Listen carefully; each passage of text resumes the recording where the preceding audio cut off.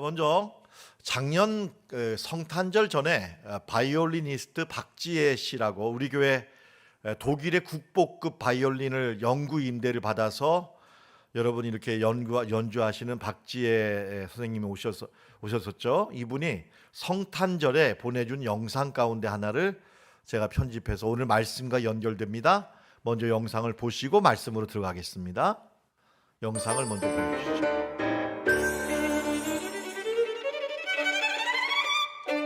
안녕하세요. 바이올리니스트 박지혜입니다. 오늘 제가 이 악기에 대해서 조금 이야기를 해보려고 하는데요. 우리가 기억하는 어떤 한 장면에서부터 이 이야기를 시작을 해보고 싶습니다. 보실까요? 때는 1912년 기세등등한 타이타닉호가 북극을 막 지나고 있었습니다. 어느 순간 보이지 않았던 빙산의 일부분에 부딪힌 타이타닉호는 그 기세등등함은 없어지고요. 살이 애는 듯한 추위에 얼음 바닷속으로 침몰하고 있었습니다. 막상 죽음 앞에 선 사람들은요. 구명보트가 한정이 돼 있으니까 여기에 오르려고 아비규환이 되었습니다. 그런 와중에 한 바이올리니스트가 있었는데요. 이 사람은 자신의 현악사중주단과 마지막 순간까지 찬송가를 연주합니다. 죽음 앞에서 목숨을 바쳐가며 수많은 사람들의 예상치도 못했던 그 임종의 축복을 고해주는 연주였죠. 물론 당시에 귀 기울여 듣는 사람은 없었습니다. 이 악기는 스트라디바리도 과르네리도 아닙니다. 그냥 소위 짝퉁이라는 악기입니다. 하지만 그 죽음을 직면한 순간까지 축복을 고해주는 연주를 했던 이 바이올린은요. 물속에서 구조될 때 세상에 연주자하고 하나로 묶여져 있었다고 합니다. 아마 차가운 물속에 얼음물과 같은 그 추위까지도 서로 헤어지지 않고 싶었던 것 같아요. 이 악기에는요, 나의 사랑하는 월레스에게 약혼 선물로 라는 문구가 새겨져 있습니다. 사랑을 약속한 사람한테 받은 보물이었던 거죠. 타이타닉 침몰 일주일 뒤에 이 악기는 비로소 건져 올려졌고요. 약혼녀였던 마리에게 전달이 되었습니다. 마리는 평생 홀로 생을 마감할 때까지 이 보물인 악기와 함께 했다고 합니다. 우리는 포스트 코로나 시대에 접어들어서요. 어떤 직업은 없어지고 어떤 기술은 가치가 없어질 것이며 세상이 변한다고 합니다. 그래서 두려워합니다. 하지만 시대가 변하고 세상이 바뀌어도 변하지 않는 가치는 사람의 마음을 움직이는 것들이라고 생각합니다. 타이타닉 바이올린은 얼마쯤 돼 보이시나요? 죽음을 직면하면서까지도 사람들한테 축복의 선율로 들려줬던 그 영혼의 울림.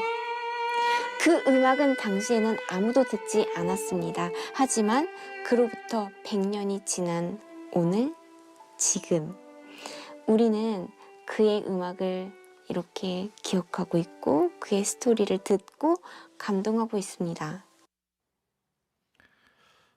우리 교회 독일 국보급 바이올린을 가져오셔서 연주하셨는데 저 스트라디바리우스는 저 바이올린 250억 원을 하는 바이올린입니다. 근데 이 연주를 하시는 분이 고백하기를 역사상 가장 위대한 바이올린 연주는 타이타닉호에서 3시간 동안 살 수 있었는데도 자기 자리를 지키면서 짝퉁 바이올린으로 4줄을 가까이를 연주한 저 바이올린과 바이올리니스트의 연주였다. 이것이 영상의 핵심적인 내용입니다. 저는 오늘 여러분과 함께 봉독한 말씀에 의지해서 내 말과 같이 내가 왕이니라. 다 같이 하겠습니다. 내가 왕이니라.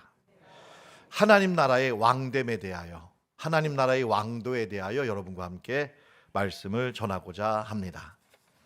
우리에게는 누구나 왕이 되려는 본능이 있습니다. 사람에게는 왕이 되려는 영원한 열망이 있습니다. 하나님이 주신 것입니다. 아무것도 모르는 어린 아이들에게 물어보면 장차 나는 커서 대통령이 될 거야, 나는 왕이 될 거야 라고 대답합니다. 잊혀지지 않습니다. 저희 막내 셋째도 늘 집에만 가면 왕관을 쓰고 저를 맞이했습니다. 여러분, 여자아이들은 말합니다. 나는 왕비가 될 거야, 나는 공주가 될 거야 라고 말하고, 이런 열망이 크면 소위 내면화되어서 왕자병이 되고 공주병이라는 심리적인 컴플렉스로 자리 잡게 됩니다. 내가 최고라는 것, 내가 어떤 분야에서만큼은 최고라는 것을 향한 생각이라고 할 수가 있겠습니다. 예수님의 12 제자들은 가족도 버리고 재산도 버리고 다 버리고 주님을 따랐습니다만 이 왕됨의 열망만큼은 포기하지를 못했습니다. 12 제자들 사이에 끝까지 괴롭히고 끝까지 분란을 일으킨 이유는 누가 더 크냐, 누가 우리 사이에 왕이냐, 누가 더 위대하느냐 하는 이 문제였습니다. 다른 건 몰라도 이 문제만큼은 한치의 양보가 없었습니다. 십자가에 달려 죽기 위해 예루살렘으로 입성하시는 예수님에게 어느 날 세베대의 두 아들의 모친이 예수님을 은밀히 찾아왔습니다. 간절한 소원이 있다는 것입니다. 장차 다가올 주님의 나라가 올 때 내 한 아들은 주님의 우편에, 또 다른 아들은 주님의 좌편에 앉게 해달라는 간청을 하러 온 것입니다. 이 사실이 나중에 동료 제자들에게 알려졌습니다. 그러자 큰 분란이 일어났다고 합니다. 마태복음 20장 24절에 10제자가 이 사건을 듣고는 그 두 형제에게 분이 여겼다, 배신감을 느끼고, 네가 어떻게 그럴 수 있어, 그럼 나는 어디 앉으란 말이야, 이러면서 서로 간에 아주 여러분 분란과 갈등과 분열이 일어났다는 것을 성경은 보여주고 있습니다. 여러분, 그런데요, 문제는 뭐냐면 이럴 필요가 없습니다. 우리는 하나님 안에서 다 왕이기 때문입니다. 믿습니까? 우리는 그리스도 안에서 모두가 다 왕이라는 것입니다. 제자들처럼 이렇게 누가 더 크냐 높으냐를 놓고 경쟁할 이유가 전혀 없다는 것입니다. 하나님께서는 죽음을 이기고 부활하신 예수님을 지극히 높으신 하나님 보좌 우편에 앉혀주셨습니다. 히브리서 12장 2절에 보면 십자가를 참으시고 부끄러움을 개의치 아니하신 예수님을 부활하시고 승천하게 하셔서 하나님 보좌 우편에 앉혀주셨고, 에베소서 1장 20절에 보면 그 예수님을 모든 통치와 권세와 능력과 주권과 이 세상과 오는 세상의 모든 이름 위에 뛰어난 이름이 되게 하셨다고 말씀하시는데, 여러분, 중요한 것은 예수님만 이렇게 하신 게 아니라 예수 그리스도를 믿고 예수의 사람이 된 사람들도 다 하나님 보좌 우편에 앉혀주신 줄로 믿습니다. 에베소 2장 6절에 보면 예수님은 혼자만 그 자리에 앉으신 게 아니라 우리 모두도 다 함께 하늘에 앉혀주셨습니다. 그리고 예수 안에서 하늘과 땅의 모든 권세를, 왕의 권세를 여러분에게 주신 줄로 믿습니다. 여러분, 그렇기 때문에 우리 모두는 다 하나님 안에서 평등한 왕이 되는 것입니다. 베드로전서 2장 9절에서 우리는 왕 같은 제사장이라고 말하고 있습니다. 천상의 왕이라는 것입니다. 하나님 나라의 왕이라는 것입니다. 이것이 사실인 줄로 믿으시는 여러분 되시기를 축원합니다. 따라서 누가 왕이냐, 누가 더 크냐의 문제는 의미가 없습니다. 우리에게 중요한 질문은 이것입니다. 하나님 나라의 왕인 내가 어떻게 살 것인가? 내 안에 있는 왕을 어떻게 드러나게 할 것인가?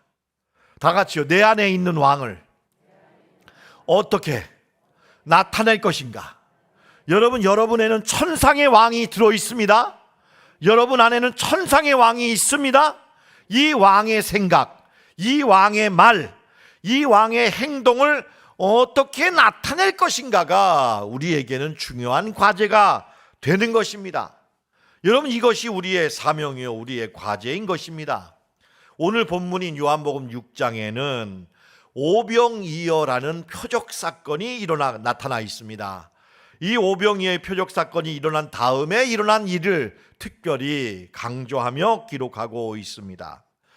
떡 5개와 물고기 2마리로 성인 남자 5,000명이 먹고도 12광주리가 남자 사람들은 깜짝 놀랐습니다. 그리고는 예수님을 다시 보기 시작했습니다.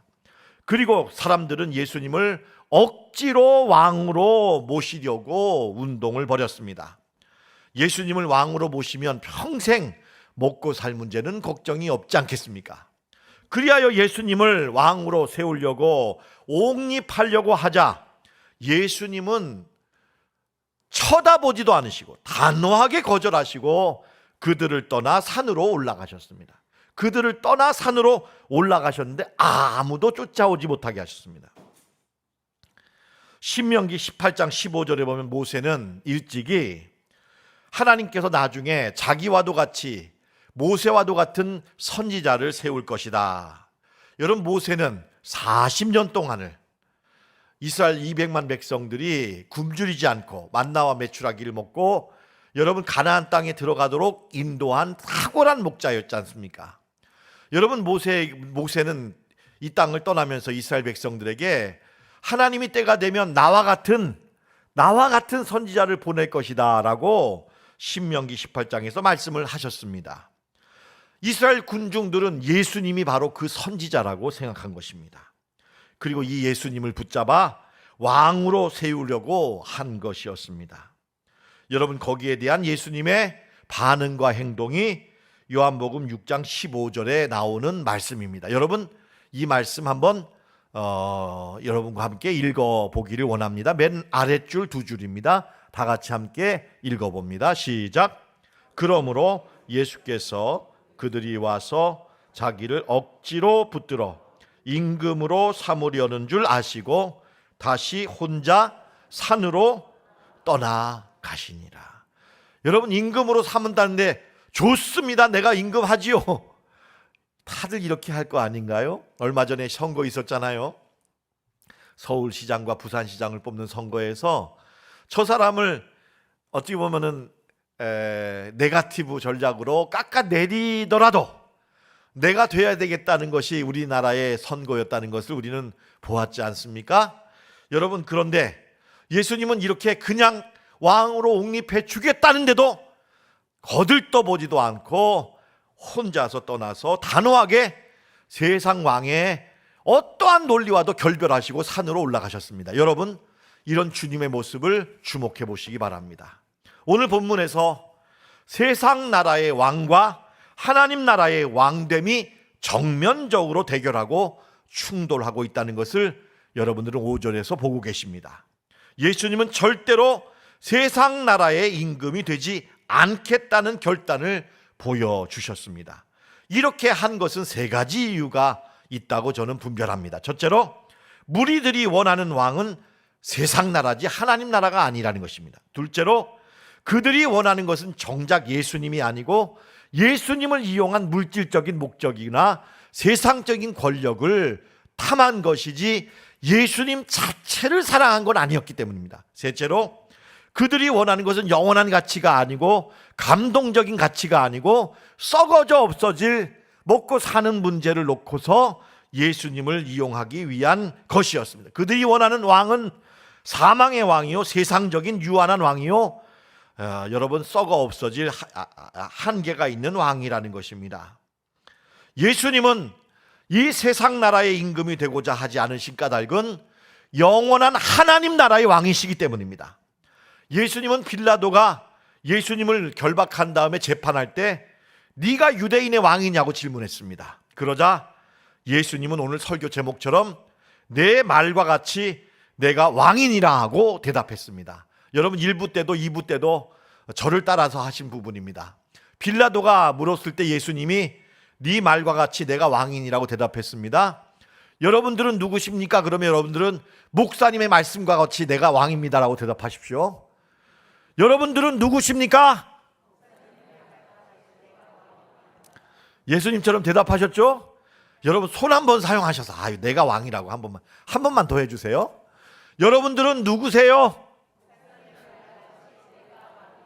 아멘. 여러분들도 왕이십니다. 아멘. 내가 왕이니라.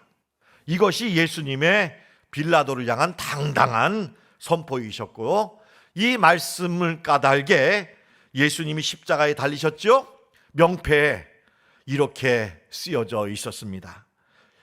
세 나라 언어입니다. 히브리어 말로, 그리고 헬라어 말로, 그리고 라틴어 말로. 히브리어 말은 유대인들, 헬라어 말은 그리스와 헬라인들, 그리고 라틴어는 로마인들. 이 온 세상의 대표적인 언어로 기록되기를 나사렛 예수 유대인의 왕이다, 이렇게 명패에 기록하시고 돌아가셨습니다. 죽기까지 예수님은 하나님 나라의 임금의 길을 걸어가셨다는 것입니다. 여러분의 평생도 예수님처럼 왕의 길을 걸어가는 하나님 나라의 왕이 되시기를 축원합니다. 하나님 나라의 왕도를 걸어가시는 여러분이 되시기를 바라는 마음으로 오늘 말씀을 전하고 있는 것입니다. 그러면 세상 나라와 하나님 나라의 차이는 무엇인가? 먼저 예수님은 세상 나라의 임금의 특징을 네 가지로 우리에게 성경을 통해 보여주셨습니다. 첫째로, 세상 나라 사람들의 특징은 힘과 권력을 지향합니다. 힘과 권력입니다. 여러분, 임의로 주장하고 권세를 부린다. 권세를 부린다라는 것입니다. 권력을 취할 뿐 아니라 이 권력으로 다 가져가려 합니다. 여러분, 서울시장과 사실 부산시장, 사실 존경스러운 분들이고 저도 존경했던 분들인데 왜 여러분 서울시장을 하다가 돌아가셨나요? 이 권력을 가지고 취하지 말아야 될 것까지도 취하려고 했던 것입니다. 다 가져가려고 했던 것입니다. 그렇기 때문에 안 된 것입니다. 권세를 가지고 섬기지 않고 다 가져가려고 하면 망하는 것입니다. 둘째로, 끝없는 탐욕과 폭력과 힘으로 힘없는 백성들을 착취한 것입니다. 주기는 적게 주거나 아예 주지 않으면서 세금은 많이 내라고, 세금은 많이 걷어간 것입니다. 여러분, 이것이 바로의 특징이라고 하는 것입니다. 볏집은 주지 않고 벽돌은 많이 만들라고. 여러분, 이것이 세상 집권자들의 모습인 것입니다. 무한한 욕심으로 짜내고 또 쥐어짜는 것입니다. 셋째로, 끝없이 자기 앞에 줄을 세우는 것입니다. 내 사람 아니면 안 됩니다. 내 사람 아니면 안 되는 것입니다. 내 앞에 머리를 주아리고 무조건 내 편이 되어주는 사람이 유능하면 사용하는 것이지, 아무리 능력이 탁월해도 내 사람이 아니고 내 앞에 조아리지 않으면 사용하지 않습니다.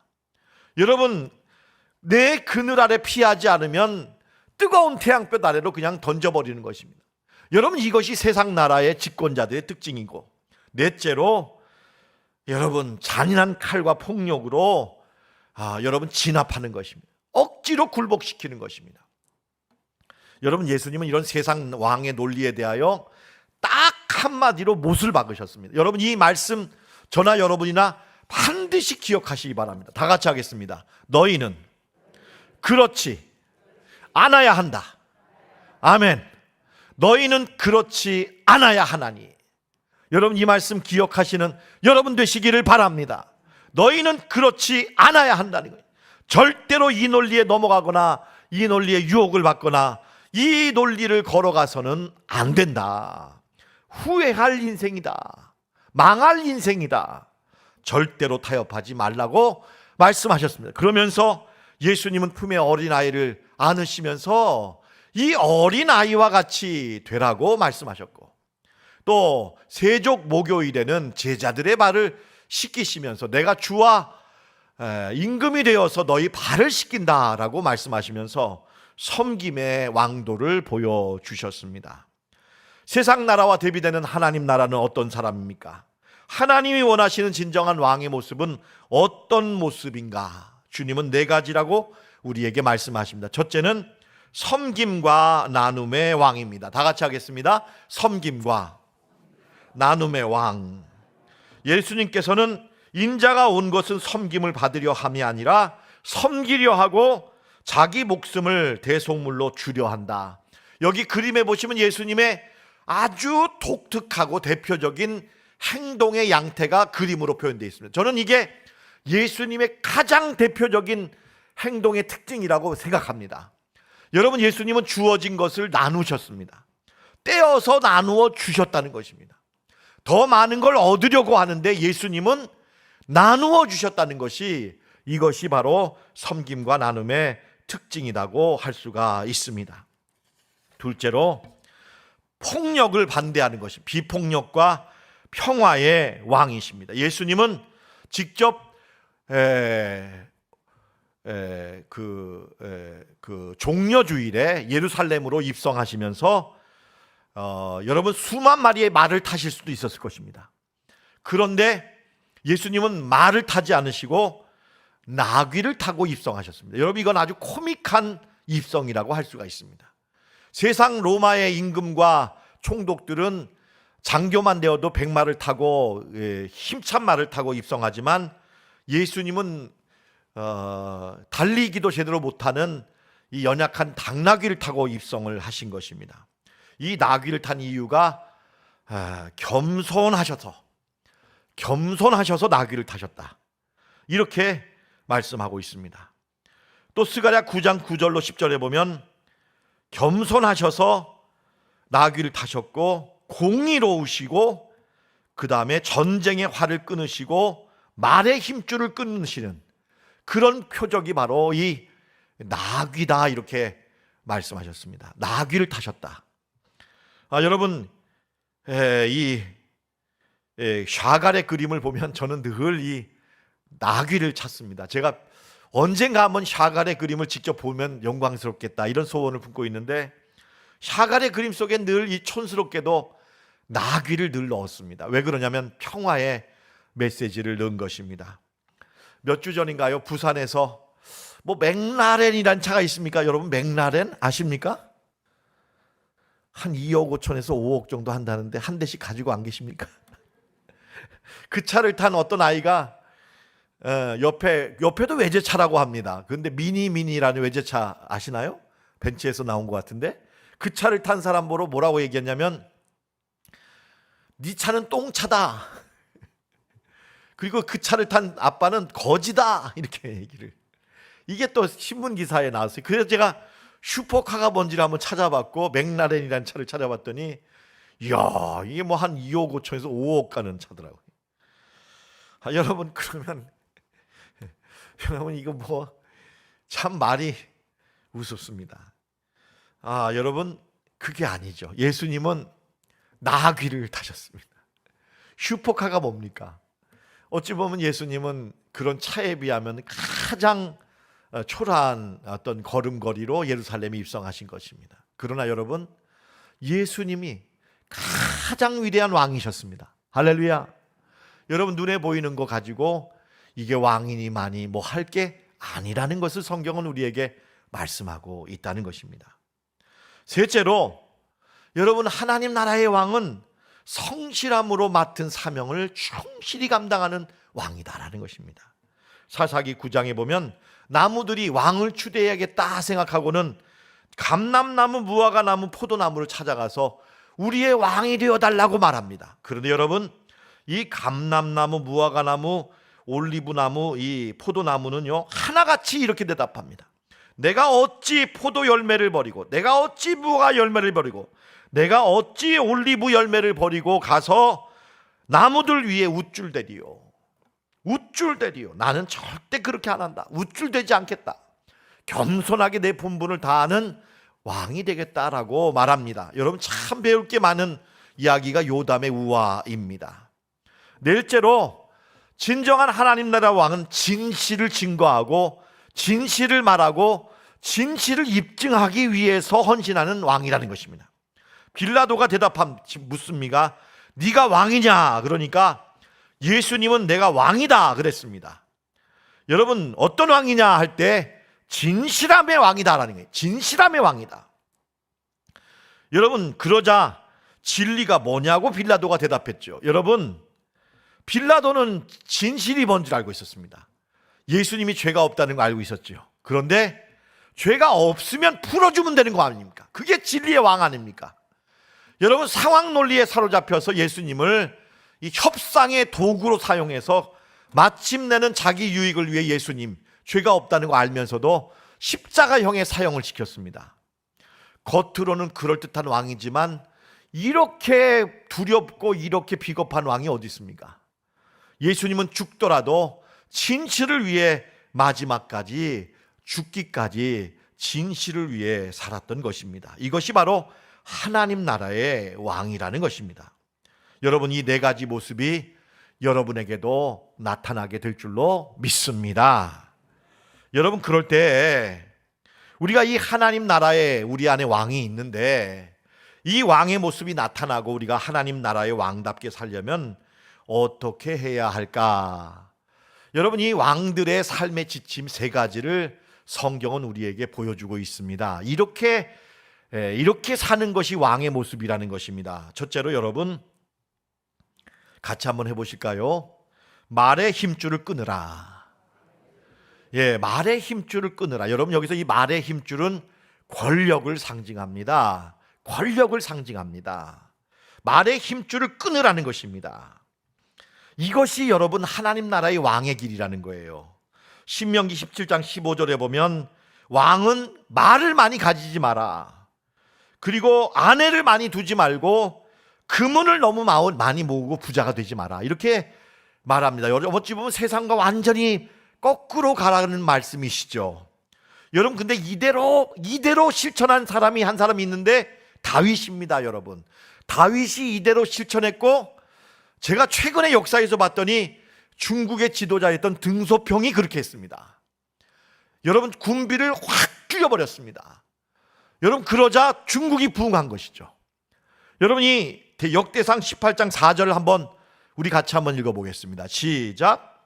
다윗이 그에게서 병거 1000대와 기병 7000명과 보병 20000명을 빼앗고 다윗이 그 병거 100대의 말들만 남기고 그 외의 병거들은 다 발의 힘줄을 끊었더니, 여러분, 역사의 기록을 제가 자주 살펴보는데요, 당시의 병거는 엄청난 무기예요. 지금의 탱크입니다. 이 병거는요, 바퀴가 컸기 때문에 병거 위에 한 4-5명이 올라갑니다. 그러면 한 사람은 말에 이 곶비를 붙잡고 두 사람 정도는 활을 쏩니다. 두 사람 정도는 긴 창으로 찌릅니다.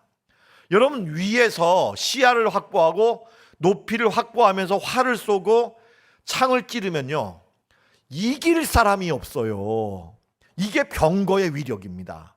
근데 여러분, 다윗이 이 병거가 1000대가 생겼습니다. 1000대. 여러분, 그러면 탱크가 1000대가 생긴 거예요.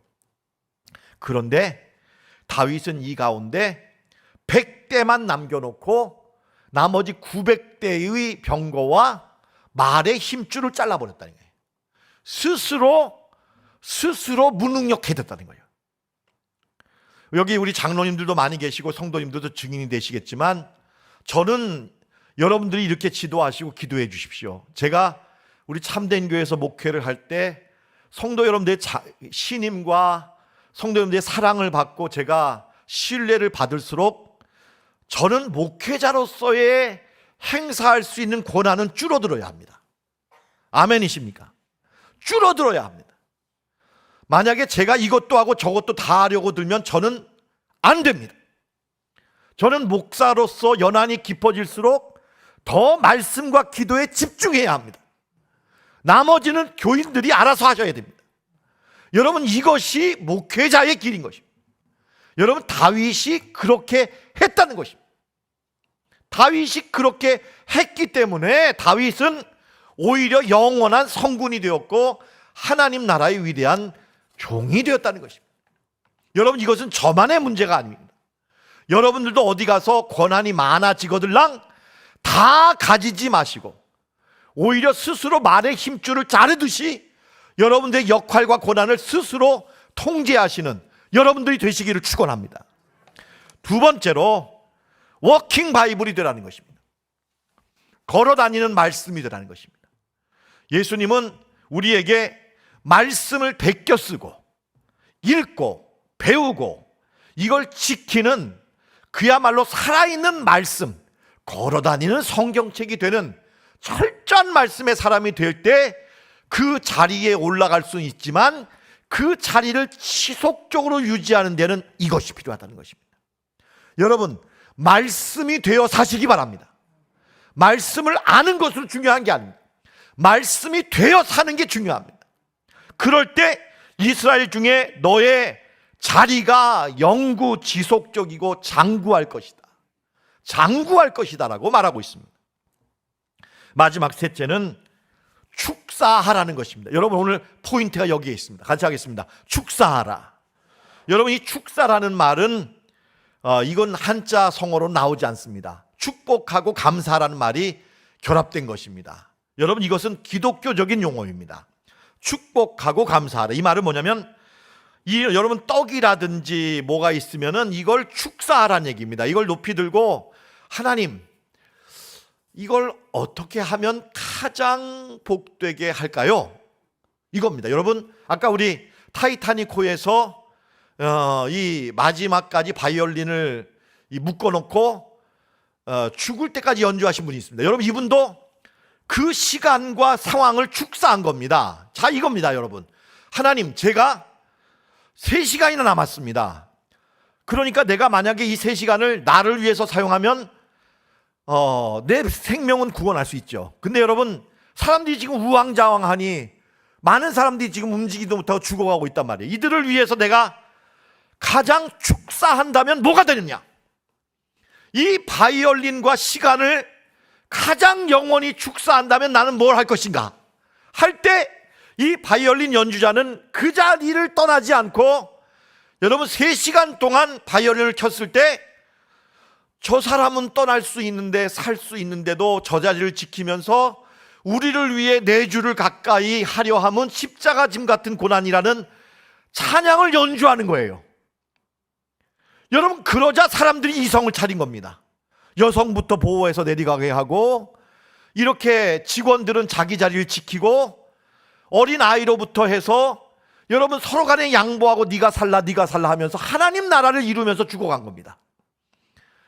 여러분, 이 바이올린 연주자의 이 시간과 삶을 축사할 때 하나님 나라가 이루어진 줄로 믿습니다.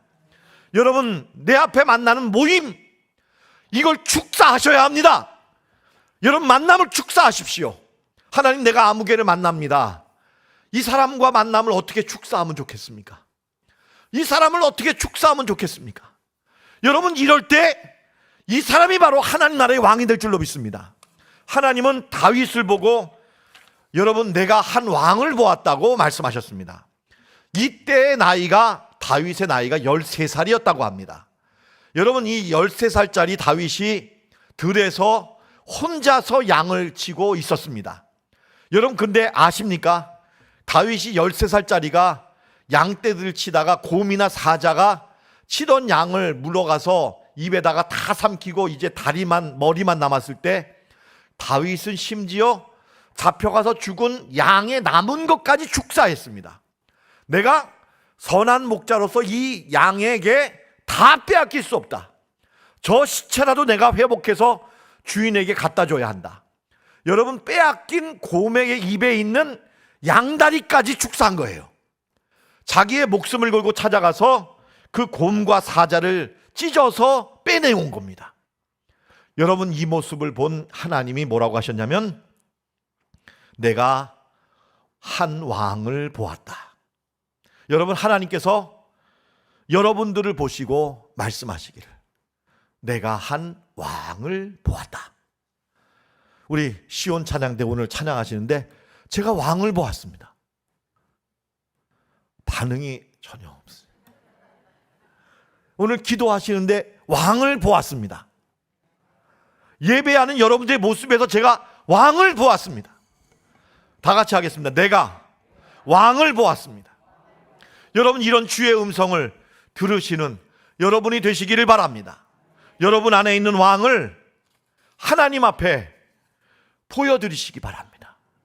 주님이 여러분들을 통해 내가 왕을 보았다는 이 놀라운 축복의 음성을 듣는 여러분들 되시기를 축원드립니다.